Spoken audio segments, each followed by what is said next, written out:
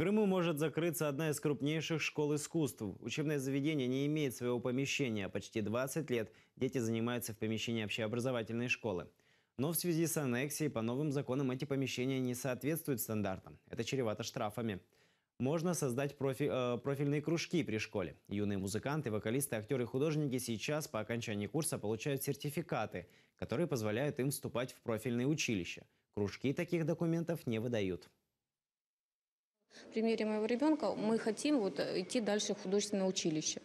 То есть если остается диплом, в котором в данном варианте, который он представляется, мы имеем право поступать в училище. Если это будет кружок, мы уже не сможем поступить. Для того, чтобы воспитать преподавателя школы искусств, нужно, чтобы он сам закончил музыкальную школу 7 лет, потом отучился 4 года в музыкальном училище, 5 лет в консерватории. Педагог дополнительного образования, который может преподавать в кружке, он может не иметь ни среднего, ни высшего образования.